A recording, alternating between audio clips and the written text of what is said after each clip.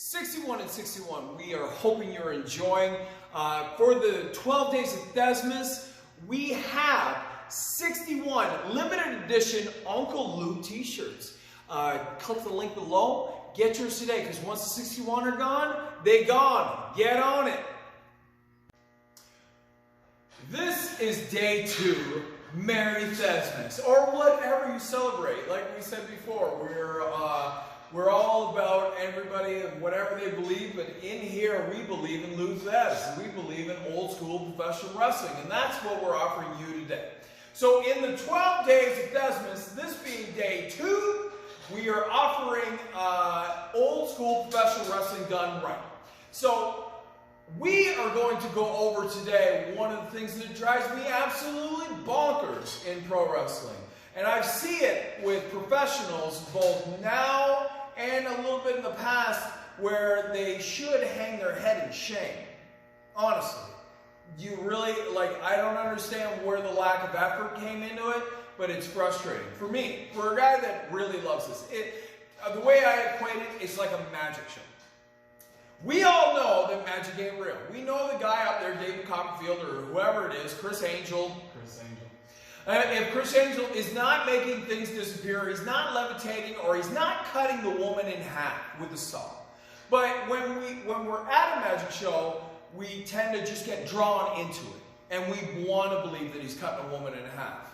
And then he can put her back together. That's the whole idea. I don't go to a magic show, and by the way, I love magic shows, I love magic, I think magic's great, but I never go to a magic show and say, I wonder how they did that. I wonder how they put this trick together, what wires did they use, or whatever. I go in there thinking, my God, it's magic. I wonder how they did that with the illusion of magic. I don't think about the science behind it, or the trick mirrors, or the trapdoors, or any of that stuff. For that 2-hour show, I want to be in a full state of escape. Professional wrestling is the same as magic. It's the same. It's an illusion. We put on the illusion that wrestling is a real contest, and it's a real fight, and that we are actually knocking the boots off each other. And that's what I want it to look like. I want people to get sucked in, and I want them to see wrestling for what it is. So when they go to a show, they get lost in the magic of it. And the best way to get them lost in the magic is to cover up the illusions that we start.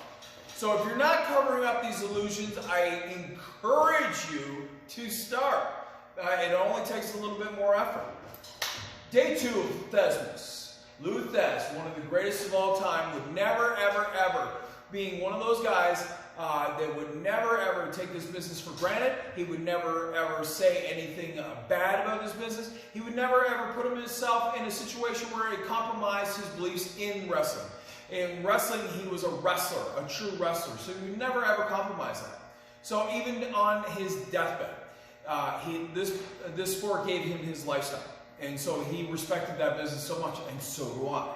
It has given me my life. It has put food on the table. It has given my son a chance at a career, and I'm never ever going to take it for granted. I love professional wrestling.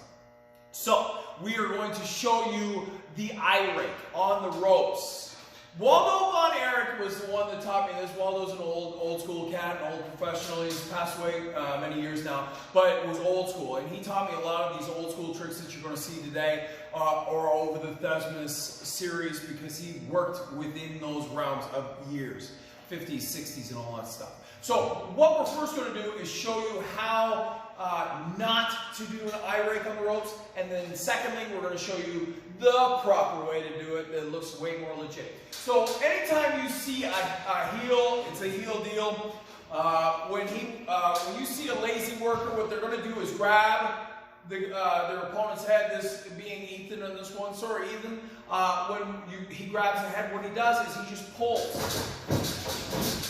He's pulling the guy across the ropes. His hand, the opponent, Ethan's hand has to be down. He has to cover his own eye. There's a ton of daylight. That means there's a ton of space where people can see.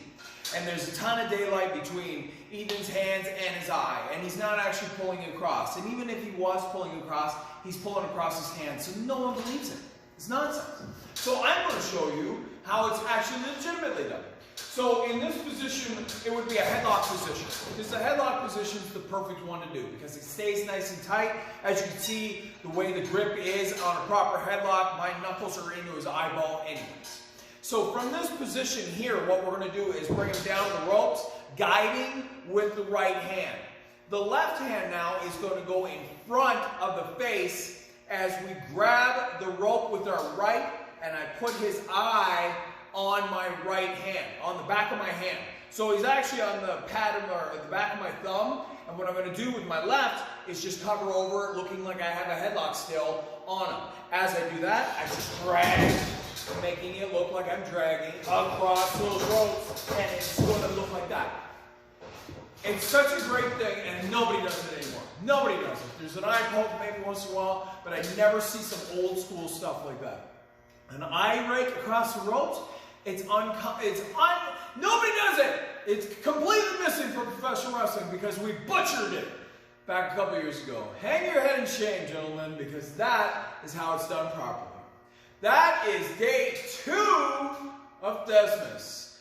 Merry Theszmas to you all. I can't wait till tomorrow that we can show you day 3, what's in store. Please enjoy, subscribe, enjoy the 12.